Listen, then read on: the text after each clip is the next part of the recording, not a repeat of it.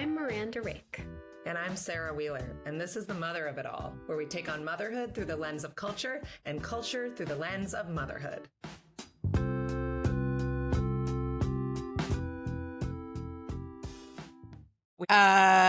Good morning, Miranda Rake. Hello, how are you? Better than you, I think. Well, I heard you've been hanging out with our old friend coronavirus. Well, today I got a negative test. You got one line? Well, okay. So, if you squint after 10 minutes, you can kind of see, the echo. Mm-hmm. But I've been wearing a mask in my house since Monday. Today's Friday. And I'm taking that very echoey looking line as I can now not wear a mask, especially because the kids are in school. So they're definitely sitting next to people with COVID They all already the time. have COVID. Yeah. Right. So I'm definitely I have think now I'm asymptomatic. but it's really, this whole experience has been so, okay, I just wanted to quickly share the hot tip, which is that on Monday I took a test. Because I know people are kind of over testing, and I get it because testing is expensive and whatever. But the upside of testing is if you have it and you get Paxlovid right away, well, at least for me, I started to feel bad, took my first dose of Paxlovid, and within 12 hours felt totally asymptomatic. Yeah. And Hit that. have been asymptomatic all week, which is great, and had made me feel extra crazy for wearing a mask. But I kept testing instantly positive. And so it's been kind of a weird week, and I had a lot of it dredged up a lot of weird, obviously Phlegm. feelings where you're feelings. Yeah. I spent 2 years, kind of not leaving my house and kind of I didn't see people that I loved, and I did everything really weirdly for 2 whole years. And then now I have this thing, and the tests are so expensive and the guidance is so opaque that you don't even know what to do. You just feel like you're swimming in the dark, and you're kind of making it up based on, I guess, risk tolerances and I don't stuff. know. It feels like the so the calculations are crazier than they've ever been. Or it's just exhausting. Who cares? Yes, it is the whole exhausting. we've talked a lot about decision fatigue and parenthood, and I'm this was this whole week was decision fatigue on steroids. It was walking the kids to the park and with another dad, and I was oh God, because I know that I have COVID, I feel like I have to tell him, and then I feel like he'll be freaked out, and then I should put a mask on. And then it's okay, so I'll just walk out with the mask on, and then he will freak out, and then I'll explain it. Well, and then, you said, it's the kids at school sitting next to your kids have COVID. They all have and COVID, yeah. but we don't, there's not a confirmed case. It's once you know and you talk about it, it's it exists. Yeah. We went to family camp in the mountains this weekend, and then proceeded and had the time of our lives with 14 other families. And then we proceeded to on our return just commence this hilarious thread about how it was basically a super spreader event.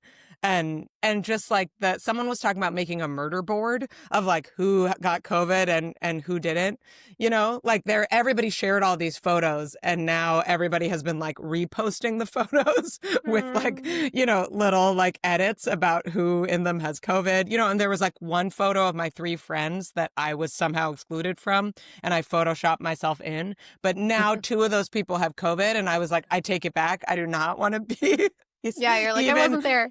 Even posthumously, in that picture.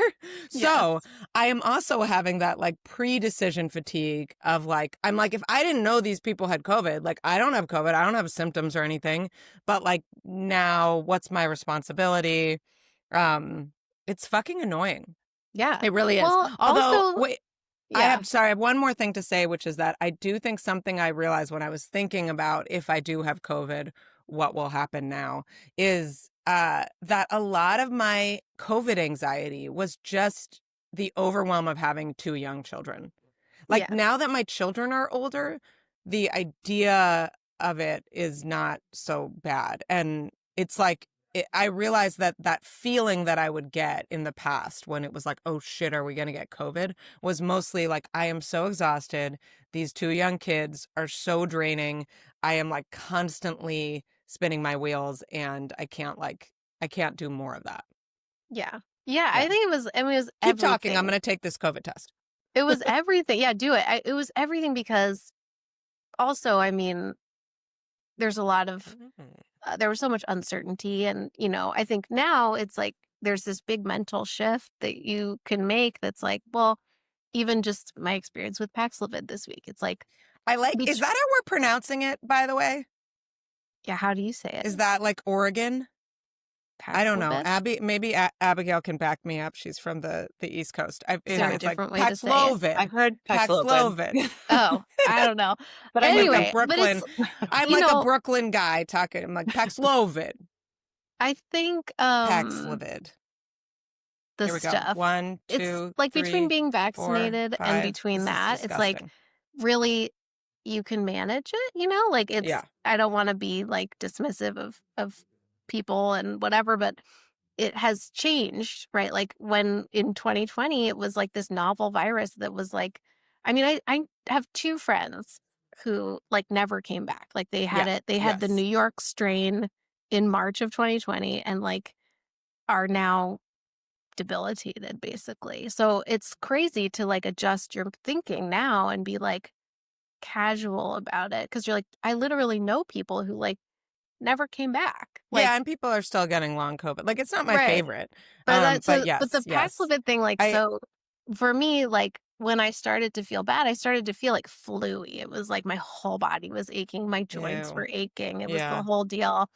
And so I wouldn't say like if there is something you can take to like stop that, it's great. And then I'm sure I wouldn't be testing negative this fast without.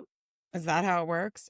Um, I Yeah, because also it heard, well, I reduces the read viral like you wrote a load. little piece about it in your Substack, Oh yeah. and your other hot tip was like, chill the fuck out. Was like, you have COVID, just relax. Like, Oh go yeah. slow, lie in the hammock. I have to say, again, I mean, speaking about motherhood in different countries, like, and the kind of the meme of like moms wishing they would break an arm so that they could stay in the hospital for a week The and get a hospital break. fantasy. Right, the hospital fantasy. Yeah.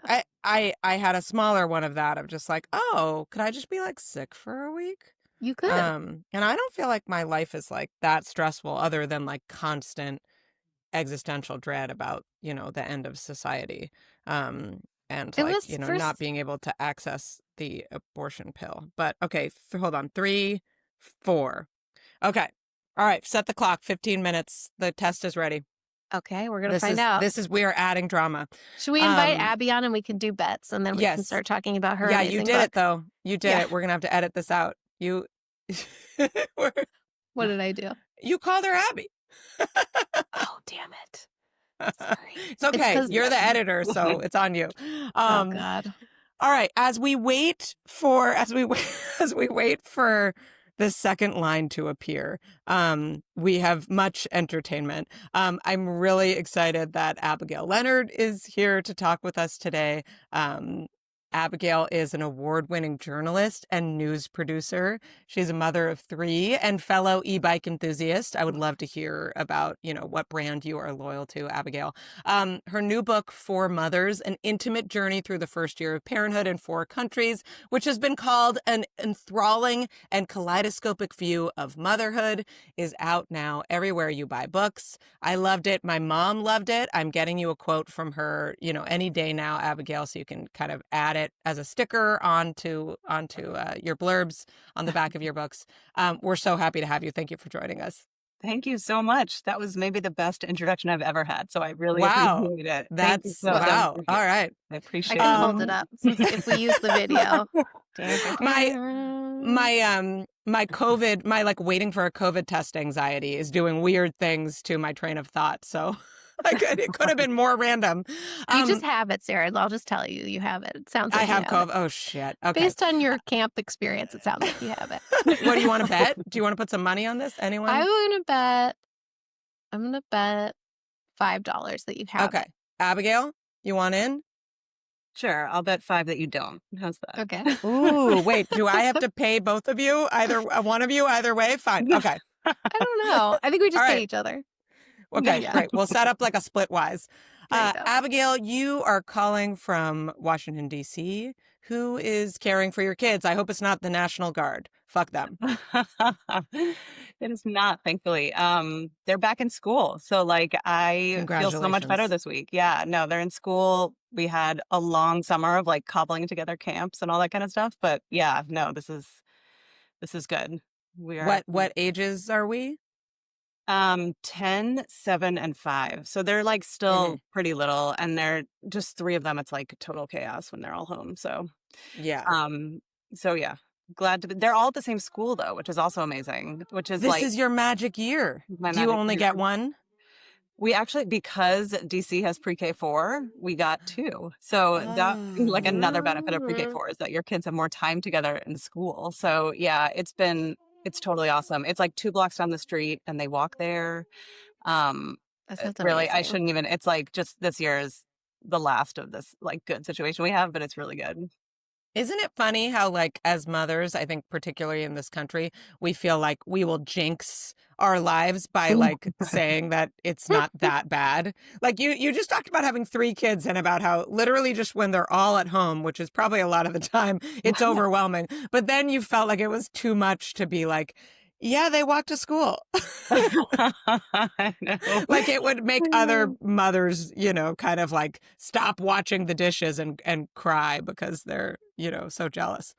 Right, right. I'm like almost ashamed to admit like how good we have it for this 1 year. And they like we had to get to 4 years old before that started. So yeah, Hmm. totally.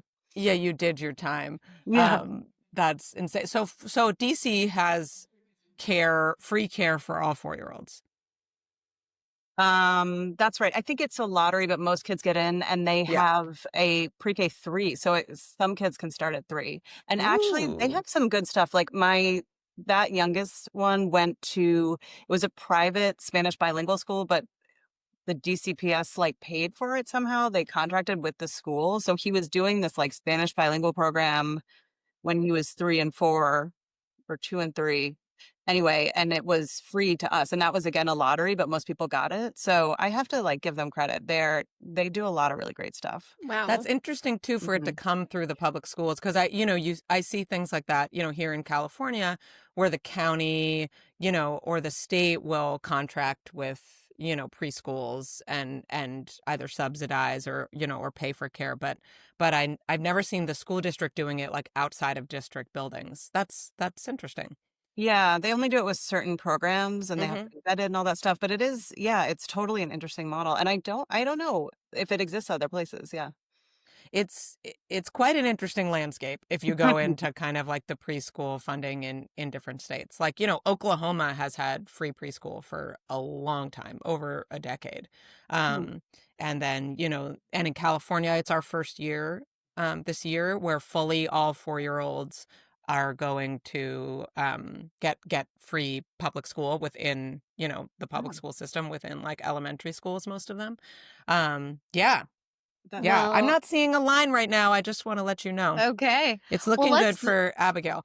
So, let's zoom out and talk about the global picture because I yes. think that's what is so fantastic about your book. It's like, just the concrete examples that you use with these profiles of these 4 mothers. Like, I found your book so gripping, So, which so I was read kind of oddly surprising. Like, I mean, I know. I'm very interested. I know I'm the target audience for this, but like, your writing is so delightfully readable, and you say things um, so well and so like clearly. I mean, you just make it all very digestible, and you're telling a very complex story. you. So Thank So you. It I took read me your about book 3 years on to the I read your book on the beach this summer. I think it is an absolute beach book. I could not put it down. It also factored into a hilarious moment where my nieces, who had gotten lost on the beach after like a long walk, decided to distinguish between the towels and beach chairs by looking for Auntie Sarah's book, which they agreed would be something like postpartum, but make it sexy. and, and they weren't far off. Yeah. You write with incredible personal detail. There is some sex about the pregnancies and first year of motherhood of mothers in Kenya, Finland, Japan, and Utah, tracing all of the forces, macro and micro, that shape their experiences.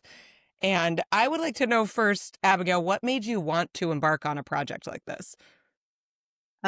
So it came out of my own personal motherhood experience. I moved to Japan when I was 6 months pregnant with my first baby because Wow. my husband's job essentially got transferred there, and we were living on the West Coast, and he was going back and forth like between San Francisco and Tokyo, and it was just that seemed like a Wow. bad idea for new Not a great commute. parenthood. Like, so moving to Japan seemed better, which I don't know. In retrospect, if it was definitely hard, but Yeah. we ended up staying there almost 7 years, and I had two more kids there, so I had all three of my children in Japan. So I got to know the sort of like landscape of motherhood in Japan, which is, both it's really good in a lot of ways. There's these amazing support systems for moms. There's like, as we were talking about daycare, I mean, they have daycare from birth. So there's like some of the childcare stress, that kind of stuff is not there. I stayed in the hospital 5 days after my child was born, and there was like great Ooh. food and all that stuff. But on the other hand, there's just like an insane amount of expectations on mothers to be perfect mothers. Um, so when I Hmm. came back to the US, it was like I'd never been a parent in the US before. I'd had parents here, but I sort of didn't understand what parenthood was until I, came back and saw it as compared to Japan. So I just sort of wanted to understand like how we got here, why we're the only country that doesn't have, all these things other countries have: paid leave, universal daycare, like guaranteed maternal health care the way other countries do. And I just wanted to like process my own experience in a way, I guess. Yeah. So I went around the world looking for other moms who had sort of shared their experience and helped me understand like how the things that were hard were mine and how they were just part of this larger system. Mm. Yeah, I imagine you in like a really fun hot air balloon, just like picking up moms, traveling around, we're circling the globe. Okay. No, but you chose four mothers. I'm curious if you could tell us a little bit about these four women and also, why them? Um, so I sort of selected the countries first. And I knew the US and Japan, and has all these issues with gender norms that I wanted to sort of explore. And Mm, then Finland, I wanted someone from the Nordic countries just because they're like so far ahead on this stuff. They've been thinking about it for so long, yes. and just the ways and caring for moms, but also those gender role things and how they play in the egalitarian sort of social structure, like how Mm, that really changes the experience for women. And then, I wanted to include Africa. It's like to get the sort of full scope of the world. Kenya has a lot of really interesting postpartum traditions and caring for new mothers that are sort of fading as mm. with modernity. And so I that was sort of what I was looking for. And then I had these amazing local reporters who helped me find the women. So I actually posted in mothers groups in the US and found Sarah, and she was just like awesome and so open. And That's the mother from Utah. the mother from Yeah. Utah, and she's a teacher. Her husband's an Amazon delivery driver. It was like, this feels pretty American. And Yeah, then I just read Utah got rated the highest family friendly state. exactly, So, like she's set up to succeed, and yet yes, having super read your hard. book, I have some questions about the ratings, but Yeah, yeah, totally. She does too, I think. Yeah, so and then I just all of them were really open, and I thought really representative of the place where they were having children. And like I really give them so much credit for hanging in there with me for a full year. I mean, that year is not easy for anyone, and they were like totally, sometimes they would like sleep through our, scheduled conversations, but it was cool. They were like, just really open and telling me everything about sort of the day-to-day hmm. life of a new mom. Did you travel to these places or was this all kind of Yeah, I virtual? did. I went there in person, so I met them in person. But I also the local reporters who helped me find them helped me follow them through the year also. So they would like be there on the ground and taking a lot of video and pictures and doing interviews. Like, or if something was happening, they would go follow them, and so I would get all that material. And then when I would go visit them in person, I could sort of like I had them take me to the spots where things had happened so I could sort of Mm. recreate it and Mm-hmm. describe it. And then I would just ask them like a lot of questions and get them to really describe the experience and what it was like for them and how they were feeling at the time. And, just to like really build out the scenes. Like my background's in television. So I think I thought like a TV producer, like, what do you see? What do you smell? How are you feeling? Like, what. It reads like a documentary. Yeah. I mean, I think like Yeah. Miranda was saying, you really feel like you're there. It's so Um, vivid. Yeah. yeah, and I almost feel like it's such a gift to actually to document this time for a parent. I mean, Yeah. there are a lot of hard things about it, but when you were talking about them sleeping through your meetings and how it's a hard time, a vulnerable time to bring someone in, it also seems sometimes I think back to that first year of motherhood and I'm like, God, I I only have my memory of it, which is basically like, a submarine kind of slowly moving at the bottom of the ocean and like where there's barely any light. But when I watch videos and stuff of myself with my 6-month-old and I hear my voice, it's like I'm like, that lady sounds fine. So what was happening? So to record that, it is such a beautiful like keepsake. Yeah.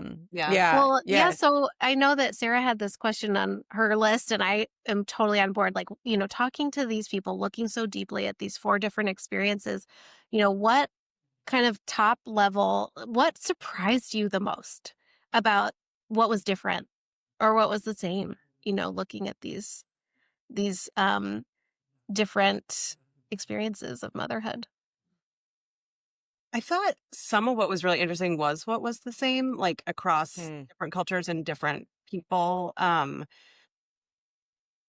This sort of like initial reaction to motherhood, like when you first have a baby. And I think like they said verbatim, Sarah in the US and Chelsea in Kenya, I think they both said, like, I can't believe I'm someone's mom now. And it was like Hmm. a sort of moment that like the first thing you say is the same. And then they sort of transitioned into motherhood in the same way. And because they both didn't have a lot of community support, like Sarah was raised in the LDS church, she was Mormon, but then she left it. So she didn't have the support her mom had. And then Chelsea like was cut off from her community that had supported her mom and her grandma. And so she didn't have support. And they both developed like the same anxiety, the same sort of postpartum anxiety. And they were both really obsessed with like monitoring their baby's weight.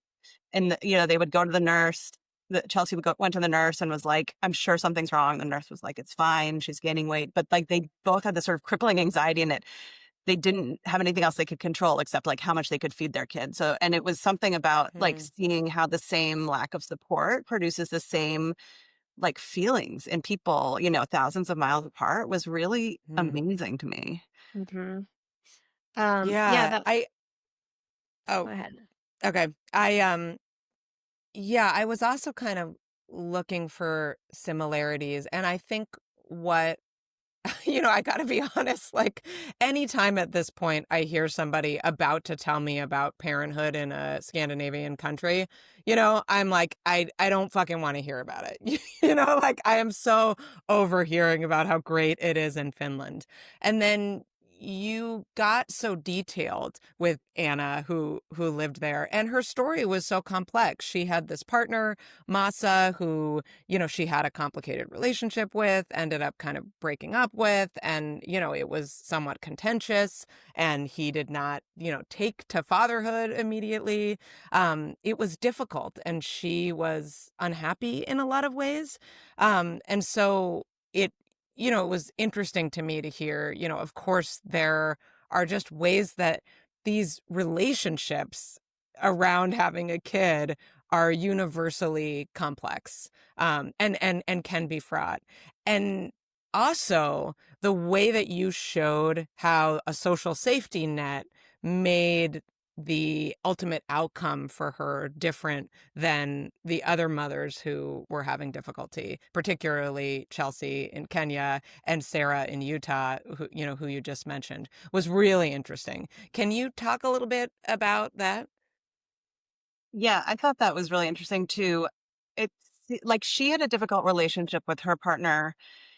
And Sarah at times in the US felt there was some strain in their relationship. And Right. He had recently like decided to be polyamorous, to have Yeah. another Did that partner. happen? Just to clarify, did he come to her with that while she was like very late in her pregnancy? Yeah. Yeah. Yeah. I Yeah. was Or like, yeah. That was like Sarah is within the an timeline of the easygoing book. person, Yeah. was She my was really takeaway. I cool. was like, dang, Sarah, like, good for Yeah. you. I was Yeah. like, whatever.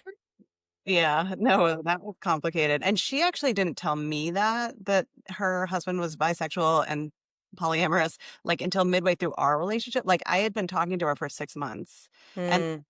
I guess she finally felt comfortable to sort of, like, tell me this, and it also felt, like, pretty central to their story. So at first I was like, "Oh, man, like, how do I incorporate this into the sort of overall narrative?" But anyway, so that was like I had to figure out a way to like thread it in and not have it be the entire focus. But it did. I mean, it was complicated. And I do feel like there's a way in which like her choices were sort of about how to deal with that were more limited than like Anna's in Finland in some ways, like because being a single mom here is so much harder than being a single mom in Finland. And like, all of those things that go into like your choices about how to be a mom and how to be a parent and relationships and like there's so much of it that's financially driven, and that sort of stress is just taken away in a place like Finland. Like, she didn't have to worry about the cost of childcare, like, sharing that with her partner. It was just, it was there already. So you don't think about, like, how the social safety net has all these other, like, downstream effects on your life and your relationships. I mean, I just found that to be, yeah, really Well, interesting. And I mean, the other just one more, like, about yeah, yeah. Tsukasa in Japan, like, she also had a really great safety net and had pretty much the same benefits as Anna did in Finland, but, like, because the expectations of men are so different there, her experience was totally different. So you just start to, like, think about how culture and policy interact and how important it Yes. is that you have that sort of, like, egalitarian culture to go along with all of these social supports. It, like, doesn't work if you, like, have all these social supports, but women are still have to do, like, 100% of the caregiving. Well, Yeah, that that was was like, really interesting to see for Tsukasa, to see an example of a dad who is, not very involved. He was working a lot. She was in the country for a lot of like the early days, also because that's the culture that you stay with your mother and kind of be with women, right, for 3 or 4 months. Yeah. And Well, he 1 was month. mostly, oh, for 1 month. He Yeah. was in the city working, and then he was just gone a lot. And the fascinating thing for me was that I didn't hate him, and neither did she. It kind of Yeah. felt like this was preordained. Like this Yeah. is just their culture. This guy loves his kid, and it didn't occur to either of them that he would really try to be around for the baby. And somehow I had some like envy for, I think it's a little actually condescending, this envy towards them of like, oh, it's so sweet to just not, if only I didn't know all of this, anti-patriarchal kind of threads that made me, so resentful towards my husband. Or I don't know if you see it that way. well, the decision fatigue, right, that we were talking about Right. earlier. It's Maybe like it's that. maybe you don't have as much of that if it is prescribed. And of course, that comes with like a lack of agency. And, that's also bad. But, kind of what we're getting at, I just want to, because you lay it out so nicely in the book, I just want to kind of flag like you write about the three concentric spheres of support that you Mm, kind of look at. And it's yeah. Yeah. I think social, that's what we're cultural, getting state at. safety. Mm, And I loved how you laid that out. And it was so interesting to look at the balance of the three for the different women. And I was so struck, as Sarah was saying, like we idealize like the Nordic countries, and um, the gender dynamics really seemed like such a powerful element among all of these other ones.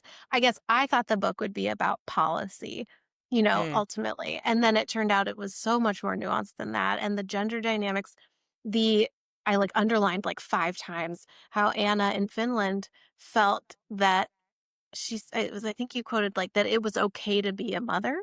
Mm. Like, it kinda didn't matter. It's like, "Okay, it's okay to be a mom."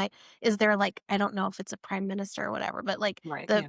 is a woman and a mother, right? And Mm. it's sort of kinda like, "Yeah, so what?" Like, so she's Yeah. also our prime min and I was like, "That feels." I wrote "revolutionary" next to it because I was like, which really made me examine my own, like, we have not had that here. Duh. But it was like, Yeah. oh my God, how does What that what does impact that how I mean to you, feel about Miranda? motherhood? Yeah, what does it mean Yeah. to you that here you don't feel like it's okay to be a mother? Well, or it's less than, right? Mhm. It is not valued. When you become a mother, you are it's almost something you have to apologize for, Mhm, or you mhm. have to kind of, I mean, this is sort of silly, but like we talked about baby boom, right? And this movie is 35 plus years old, but it still feels true. Like she can't be Tiger Woman anymore. She's in the country making applesauce. Yeah. Um, Yeah. and You have to so be, like, accommodated for if as the best case scenario. Or I'm yeah, thinking back to our, friend of the pod, Jessica Slice, you become disabled, right? And yeah. and our culture does not treat disabled people well. Right. And it Yeah. was Yeah. like to see Anna's story, it was like, "Oh, dang, like it could be so different." And even in Japan where there's all this support, I mean, when you list off, I really want to hear more about, we can talk about many things, but the like having to document what your child eats, like it almost seems like it's state mandated how to be a good mother, and then must do it this way. And Yeah, tell us a little more about that, Abigail, also ooh, because you experienced it firsthand, although as a foreigner. yeah. Right. Yeah, that's true. I had like some of it, but I was sort of exempt from some of it because I was a foreigner and no one expected me to get it exactly right. But like at my child's daycare, and this is just true everywhere, you have to every day fill out a form that says like what they ate, when they slept the night before, like literally like when they went to the bathroom and like what that was like. There's like I can't remember, it was like some like adjectives to describe like, what that was like, whatever. Um so anyway, and literally every day. And it was like this onerous thing where you were just expected to do it. And then there was like everything is sort of shame based sort of. So it's like if you don't do it, then you're not a good mom. Like all the other moms are doing it. You have to fill out this form. And, in some ways it's nice because you have this sort of conversation with their teachers. They know exactly everyone's keeping an eye on the kids, but it always sort of felt like everything was about the kids' health and there was nothing about the mom's mental health. So it's like, sure, it's great if the kids have these seamless like communication between their caregivers, but the expectation that you're going to fill this thing out every single day. And, I didn't have to do this, but there's this longstanding tradition of moms sewing their children's backpacks. And so it's like you're literally supposed to like make the backpack that they bring to school and there are these patterns and stuff. And I had a friend who was telling me like, oh, there's this seamstress who will do it. So you can just like go pay her to do it. But like that would again be this like It's like a back really alley thing. Yeah, a operation. back alley. Like, Yeah. why can't you just buy a backpack? Like, if you're going to go to a seamstress to get them to like hand make the thing that you're supposed to hand make, and like expecting moms to like sit at home and hand make bags. I mean, it's just like wild. And so, like, I guess the children for them, maybe it's nice to feel like your mom handmade Mm. your backpack, but like it totally comes at the expense of like, yeah, mother's time, mother's mental health. I mean, it's just, yeah. So there was a lot of that kind of stuff. One fascinating detail you wrote about is that was new to me was how little pain medication women in Japan get. Can you tell me Yeah. about that during labor? And Yeah. Kenya, right? It's also not, it was interesting that only like both Chelsea and oh my gosh, I forget the Sukasa. Yeah. Japanese Zuko. Sukasa, like Yeah. did not have it as an option, and they wanted it, right? They both wanted it. Yeah. Yeah, they both wanted it. It was sort of for different reasons. Like in Kenya, it was really expensive, so she couldn't afford it. But she sort of didn't realize that until midway through labor. So she's like negotiating with the midwife to like, how much is it going to be for pain medication? Can I get it? Jesus. I mean, horrible. Like on top of everything else, right? So that's bad. And then in Japan, it's different. I mean, there's I was trying to figure out why this was because when I got there, I was sort of surprised too that there was so little pain medication used. Um, and there are two explanations for it. One is that there's this Buddhist belief that pain bonds the mother and child. And so all the stuff I was talking about with like the backpacks and stuff, there's this idea that like a woman's, um, like everything she puts into motherhood and the pain she experiences is actually good for the baby and it'll like bond her. And so pain in birth is actually like virtuous. And so there's that longstanding belief. And then There's also just like a sort of general distrust of opiates, which dates back all the way to the opium wars. Sure. So there's like Fair. prescribed less. Yeah. So I mean that is Mm, like sort of reasonable, but they use anesthesia in Japan. It's like the choice not to use it in birth is a choice. And so mm, women I think do want it. Like they do these surveys and it seems like women say they would like pain medication. And Sukasa, when I was following her, like before she had the baby, she would have these nightmares about the pain of childbirth because she'd heard it was so bad. And, it was sort of the tail end of mm. COVID. So they weren't allowing fathers in the delivery room. And so she went through her whole labor unmedicated with no one there to help her through. And it was incredibly stressful. And she, was like hyperventilating, couldn't breathe. And it just seems like a terrible thing to do to women and, pretty unnecessary. I mean, the other layer of this is that there's very few female obstetricians. So I think it's kind of like women just aren't sort of centered and all of that kind of stuff is just pervasive through the society. But yeah, it's very different experience than the other women had. What was Anna's birth in Finland like? So she went to the public facility, which is what like 99% of women do. And she had the option for pain medication and she took it. And I think she got an epidural, but I think a lot of women also choose other like gas. I can't remember the stats right now, but a good number of women in Finland use pain medication during birth and it's public. So it's covered by, It's free. national Mm-hmm. health care. Yeah. Yeah. Mhm. Yeah.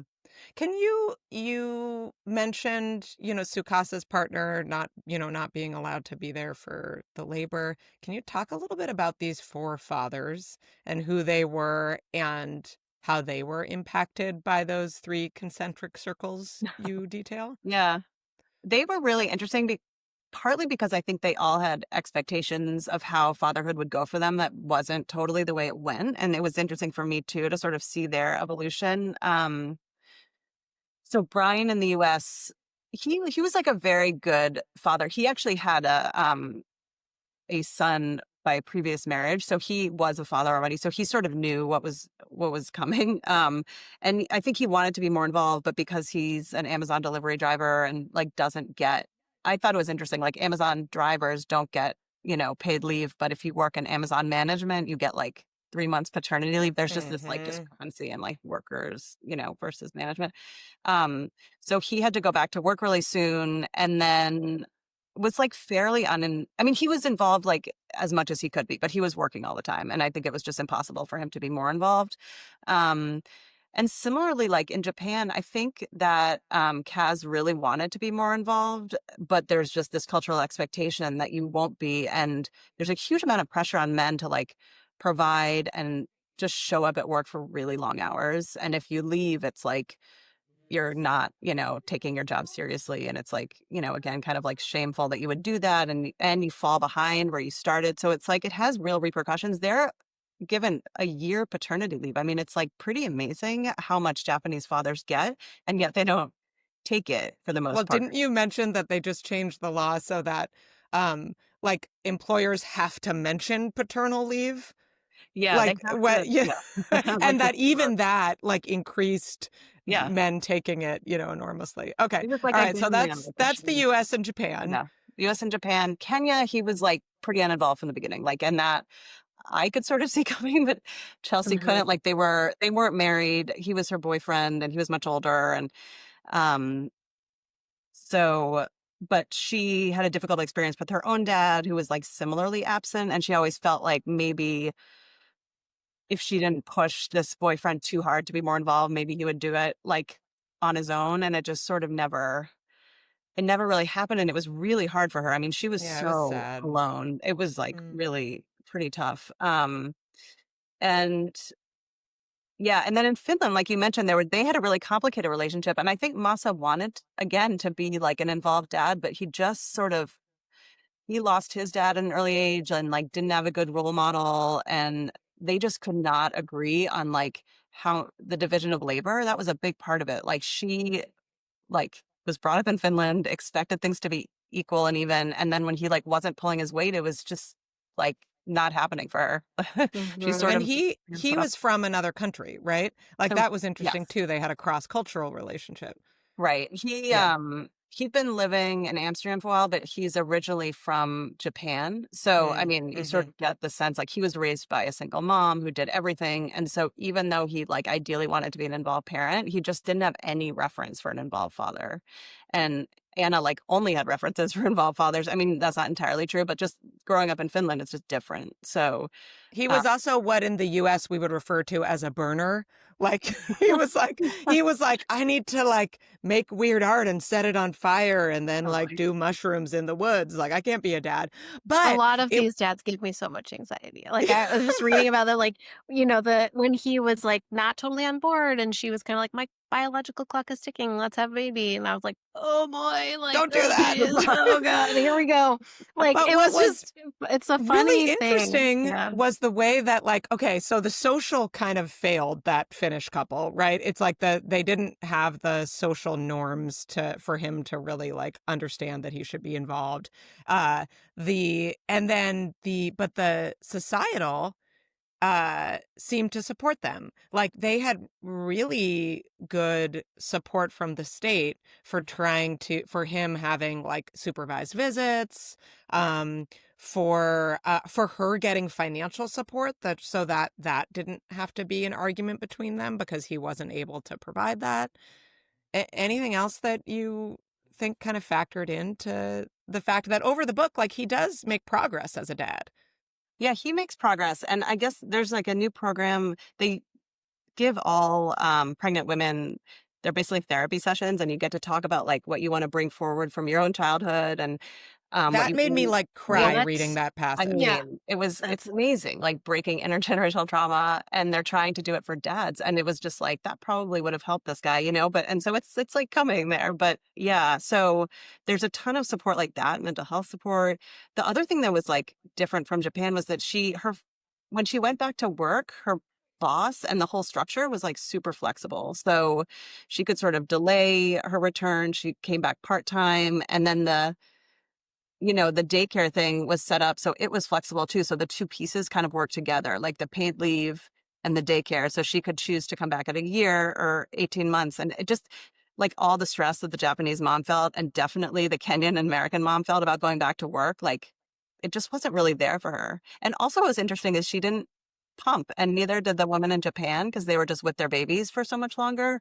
Whereas in the US and Kenya, they had to go back to work after 3 months, and they were just like constantly complaining about like pumping and finding a place to pump. And, Chelsea she works at a bank and she can't find anywhere to pump. So she's in like a filing closet thing and someone walks in on her. And so it's just, you start to see like all the downstream effects of not having long paid leave is like breast pumps and, overnight pumping that Sarah was doing. And then she's completely exhausted. It's all like part of this larger system, like that we can't control. We try to control when we're pumping and try to make it work. And that's the system that we're in. So we do it, but you take a step back and you're like, this is not how it should be, like it shouldn't be Mhm. like all this stress over pumping and whatever, all this You stuff. know, kind of related to that, as I'm if it's okay to ask about your personal experience, like, when I was reading the book and I was like, "Oh, you have 3 kids." Like, 3 is great. 3 is in, like, a different world, I would love to have 3 kids, but I couldn't possibly sustain that in America today, and I'm like so Yeah. I'm curious, did you? Because you had your 3rd in Japan, right? Do you Mhm. think that being in Japan, like, with all of the structures that they have there, like, would you have had 3 if you were living in America? Mm. Yeah, it's like such a good question. And I talked to my husband about this, and I think like possibly not. I mean, there was so much support there, and that daycare from birth, and like just the society is so much sort of more child focused and friendly. And like in Tokyo, there are these amazing parks and really easy to get around on the trains or like the electric bicycles or so. It was just the experience of parenthood was way easier. And then by the time we came back, the kids were old enough that because the DCPS system goes down to 3, like I was talking about before, we sort of missed the like crazy expensive childcare years Oh, bless for you. all of them, or just the last one maybe had a little bit of it. But Yeah, totally. I mean, it makes a big difference. And so that's the thing about all these like people talking about prenatalism and like getting American moms to have more kids and stuff. It's like it actually I feel like the support does work. There's problems in Japan with all the cultural stuff around it. But for me, I definitely, yeah, I do think it made a difference. Why do you Yeah. think then, I think of all the places that you interviewed, if I'm correct, the only place that doesn't have a declining birth rate right now is Kenya. Is that correct? I think that's right. The US has been like, it's declining, but not as fast. Yeah, that's right. Right. And I know in Japan that's a huge, there's Right. been huge declines and a lot of concern about it. Do you think that despite all of the social supports, it is the cultural aspect of being a mother in Japan that is making women want to have fewer children? I Yeah, I mean, I think that's a lot of it. And I think that you have these programs designed by like the politicians who are mostly like very old men, and they're like, what can we throw money at this problem, but not sort of change the culture in any way that allows like Mm, fathers to get more involved, for example. And then, Sukasa like wanted more kids, but in the end, she felt like because parenting was so onerous and she couldn't balance having a career with being a mom, it was just like way too much with her husband working all the time. So she had to quit her job. It was, they changed her workplace. So she had like a hour and a half commute when she came back, which she didn't have before. Like coming back from maternity leave was really hard. So she ended up quitting, and she said like it's just too expensive on one salary to have more children, even though I would like them. So yeah, it was yeah, just like heartbreaking. And yeah, I think the yeah. system like totally didn't work for her. Right. Even if you have these supports that make it like nice once you have a kid, if you don't have if like, if the cost of living is so high, Yeah. yeah, there's a lot of reasons. I mean, I get a little, there's, there's also like the reason of just like the world is kind of an intense place that nobody ever mentions when they talk about like falling birth rates or marriage rates or anything, or like kids being anxious. I feel like no one is just like, yeah, the world is fucking bonkers. Yeah. Wouldn't you? I mean, aren't we all anxious? And Yeah. if you Right. remember your childhood, it's not just that, it was safer or there was more green spaces or whatever you want to say, or, it was less expensive. It's also that, the planet, we weren't quite aware of the planet's rapid death. Yeah. Yeah. Not to And get like too the morbid, but economics of it, right? Like that's right, right. related to the state question, I guess. But it's like, the kind of even if you get a lot provided, you still have to Yes. like cook for another kid. You still have to Yeah. buy for Right. food for another kid. You have to buy clothes for another kid. You have to pay for another seat on the airplane if you go on a trip. Like it's just, it's another kid is another kid. It's Yeah. another Yeah. person to Yeah. deal Yeah. with. Like, One of the moments yeah. that stuck out to me so much, Abigail, in the story of Sarah in Utah was kind of how these like the social and um and kind of political and cultural supports or lack of supports kind of lead to different solutions to postpartum problems. Can you talk a little bit to what happened with her and her postpartum anxiety? Yeah, she was like pretty lonely in the postpartum time, and it was, she didn't have the sort of connections to other moms that like Sukasa in Japan goes to a community center and meets other mothers. There's just it feels this felt to me true in the US, like, you're out of work for not very long because the leaves aren't very long, so you sort of like don't maybe make like the long-term friendships you might otherwise. I mean, some people do obviously, and but she was like it was pretty tough for her. And then they couldn't afford like private daycare. So her parents like offered to take care of her baby, but that meant adding it was like 45 minutes in each direction to get to her parents' house, or an hour or something. So she was like in the car for a really long time, you know, like just to pick up her baby after school. And then she would like not sleep overnight. So she ended up just getting she got depressed, and she was like, aware enough to go get diagnosed, and they put her on antidepressants. And she said she started to feel a little better, but it was like, you sort of got the sense that there were just these like structural failures. It wasn't just biological in a lot of ways for her, Absolutely. but she was in a different place postpartum, would have been a totally different experience for her. Like she could Yeah. have been, hanging out at community centers with other moms. And like I did that in Japan. It was so nice. There were these midwives who would come to the community centers. And like anytime I had some concern about like, oh, my kid's not doing what he's supposed to be doing, he's not developing right, they'd be like, it's okay. Just like a professional telling you everything was going to be okay. It was such a Oof. small thing, but like she had none. Huge. It's huge. I mean, I think we've covered this a lot on the show, but I think it's always worth saying, like, it so many of us, Sarah and I have talked a lot about how many moms are on antidepressants, how many Yeah. American moms, and Yeah. it was the first Including me. piece. I Yeah, and I it was know the I first love antidepressants. it was the first piece I ever wrote for Romper when I first started writing about motherhood was when I was prescribed Zoloft after my daughter was born. It was like every mom in my life came out of the woodwork and was like, I'm on, whatever, Lexapro, Wellbutrin. And also, by the way, it was completely the wrong thing for me. I was 4 days into like postpartum.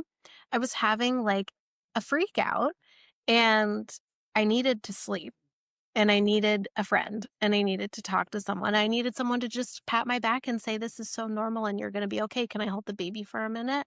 Why don't you go take a nap?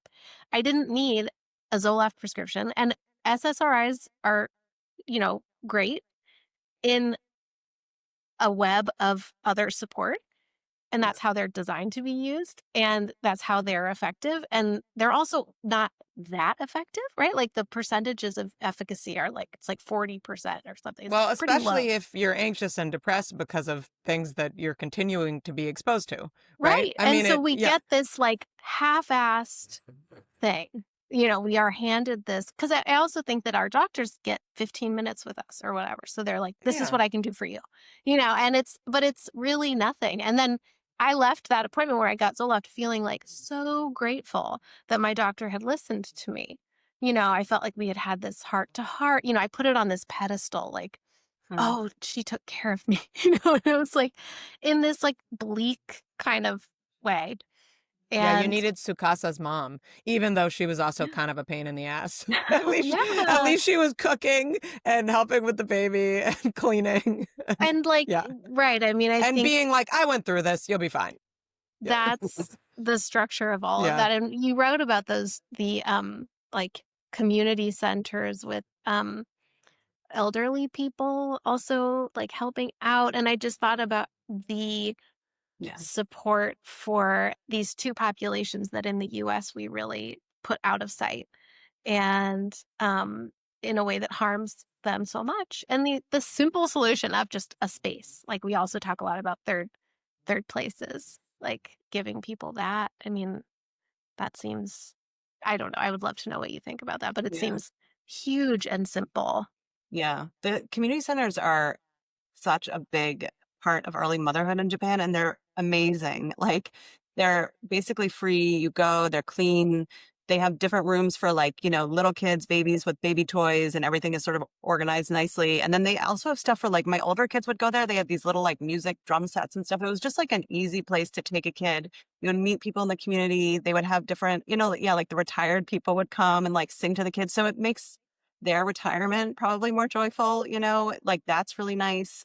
And I don't think these places are like hugely expensive to maintain because they don't have a lot of staff. They're mostly volunteer. I mean, so it's mostly just having the spaces themselves. But yeah, that kind of stuff is great. And those were established after World War II to like rebuild the country. And it set it in this direction that I think was much more family friendly than like a lot of Mm. other countries. And I mean, the other thing, like when you were talking about Anna sort of saying you don't have to hide motherhood, it's sort of like that. It's like you don't have to like keep your motherhood at home and then go off and work and not really talk about it. It's like just sort of Mm. interwoven into the fabric of society. Like parenthood is part of it. And you see these older people and you see these babies just out in the community, in just a sort of different way in this like central location. So I think that's a big part of it too, just like centering parenthood in society. Yeah, Yeah, I'm that interested. kind of It's like makes me since tear up. I know, right? Like since you had your babies in Japan, thinking too about that, um, how you felt perceived as a mother. Do you think in the US versus Japan, did you feel How did you feel about like that your motherhood was perceived by others? And did that matter to you? I think it definitely mattered to me because I was like a first time mom and I had no idea what I was doing and I needed validation. Like, so yeah. And then I don't know. I always felt like I wasn't like doing it right. There was like, the daycare center with all the lists and stuff. And I would just sort of like, there was one time I write about it in the book when they asked us to go around and say what we did before becoming a mommy. And I like was totally offended by it because I was like, I'm still, like a journalist and all this stuff. But then I realized sort of later where that was coming from, which is that they respect motherhood as a profession. So it's like you were transitioning into this other role. And so they were Mm, like acknowledging that this was a real like role and responsibility. And so, it was fine. It was good to be a mother, and it wasn't like you had to justify it by saying I'm also working. So that was sort of a learning experience for me that I thought was really good perspective to have just about the respect for motherhood that they have. The other thing that's interesting, like babysitters are not a thing. So this is like the downside of really like, motherhood being professionalized is that you would never like outsource your job to someone else. So there just mm, isn't a market for babysitters. They don't, it's mostly like the mother's own mother. So like the grandmother provides there. But other than that, it's not really a thing. But foreigners were allowed to sponsor nannies and babysitters in a way that Japanese nationals were not, and the like loopholes that we needed like English speakers, and Japanese families didn't need that. So we did have like this amazing nanny, Filipino nanny, who was with us and is just the best. But I often felt like a little bit or more than a little bit, like, judged by Japanese moms and Japanese society for, like, having that help. Even though, I never saw my husband, he was working all the time, like, it was totally justified. I was trying to work, the whole thing, like, I could internally justify it, but I did feel a hmm. good amount of, yeah, shame around that, so I don't know. That makes sense. Good and bad. Well, just to wrap up, now you are a mother in the US. So are we. Our kids aren't, we don't have babies anymore, but, we think and talk about this all the time. And, you mentioned some bleak shit in the book. Although, again, I think you do it in a way that makes you want to keep reading. But, about how close we came as a country to Mm, passing federal family leave, which was mostly blocked by private companies that didn't want their kind of the attractiveness of their private leave for employees to go away because the government had, had a reasonable one, which made me like just so depressed. yeah, What do you, I mean, we're in a time too where there's just some real chicanery going on around motherhood mm. at a federal level. Where's your head about American motherhood right now, and what we should kind of be thinking about and looking towards? It's, like, such a interesting question. When I was writing the book, it wasn't clear like who was going to be president when it came out. And so I was thinking like Mm, if Kamala's president, there's all these great ideas in here that like, maybe the administration will enact. And if Trump's president, like who knows what's going to happen. But I mean, it's obviously been like much sort of worse because there's been this focus on pronatalism and all this stuff. So it is a little depressing, but I also feel like there's like an amazing amount of activism now that's been going on and maybe like resurgent because of um all of this stuff. I mean, mm-hmm. so I take a little bit of like hope from that. I can see it happening around even like the Medicaid cuts and how they're affecting postpartum women. And there are these like incredible women out there working on, helping maternal health care providers and all that stuff. So I am trying Mm, to look for the sort of positives and I'm hoping that yeah. like if they, make things terrible enough that it'll just be like an occasion to blow everything up and start again. And you see like even in New York City, they're calling for universal childcare. And like I don't think that would have happened if there wasn't so much opposite, pressure coming from the other side of like negative Mm-hmm. sort of going after families. So I'm hopeful that, we can like rebuild after this time and like mothers will a lot, emboldened to like get out there and ask for what they need. And Yeah, parents, I like the idea that's of yes, of being fired the fuck up. I definitely yeah. relate to that. Thank Yeah. you for bringing that up. Well, what culture recommendations do you have for our listeners? Anything that you've been reading, listening to, watching, either as an adult or with your kids? Um, I thought so. You were mentioning how there's the National Guard in DC right now, and it's kind of like a Yes. terrible place to be in some ways, but in other ways, it's been like the nicest, like coming together of community. So like the first day of school, they clapped everyone in for all the kids coming in. They had this like big celebration that was citywide that was like in response to the federal government trying to take over. And then I went to this women's soccer game and like everyone was like saying free DC and it just felt really nice. And then there have been these like great go-go concerts, which is like a DC like funk music. And then Oh my God. it's really great. And if you go online and look for like all these musicians are doing free concerts, go-go music, and it's just that has been like really joyful and awesome. So I sort of knew about go-go music before this, but I'm like a new DC resident and this was like a great introduction to it. And it's really good and it's like really happy and you can watch people dancing in the streets and it's just sort of nice. Well, there's that like kind of a bit of that fired up vision Yeah. you're talking about, right? That like the way that hard times do bring communities together. Yeah. I think certainly in Oakland, I'm feeling that too, like more than ever that I want to be part of like the cultural activities and we don't have go-go, but we have sideshows. What's that? Oh, it's when people go out in the middle of the night and do donuts in the intersection, and like kind of as a competition to each other. I'm at a really hot corner for it, Oh, that's and awesome. I'm like, the next time there's a sideshow, instead of just calling the non-emergency police line, I want to go out and see what it's about because these are my people. Totally. That's great. Yeah. Local community, like entertainment. It's awesome. Yeah. Well, thank you, Abigail, so much for coming and talking to us and for writing this really, really rad book. We'll put a link to the book in our show notes. We have it up in our bookshop. And also folks can follow you on Instagram, right? Yeah. What's your handle over there? Yeah. Abigail Leonard author at Abigail Leonard author.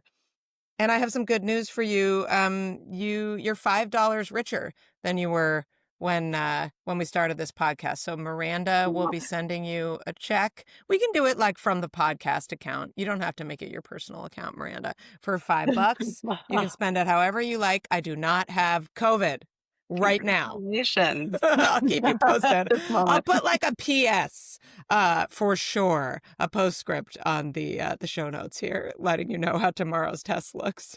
And Miranda, if I'm positive tomorrow, I'll give you like some kind of consolation prize. I feel I should say I don't want you to be positive. I'm Really? glad Because you're it not. kind of sounded like you do. Well, so the way I operate is assume bad things and then be surprised when it's a good thing. Ah, This yeah, is yeah. anxiety brain, this is Oh, always, yeah. I I have like assume the worst. dumbass optimism. That's much better. I think it's Where much I'm like, better for you. probably it'll work out if That's I good. just never fill up the car with gas. Yeah. I also have a husband that just comes in secretly and makes everything better for me, to uphold that psychotic idea of the world that I have. That is so key. Marry well. Marry someone who will take care of you like that. Yeah. Thanks, Agreed. Abigail. I hope we'll see you again soon. It was great to be here. Thank you so much.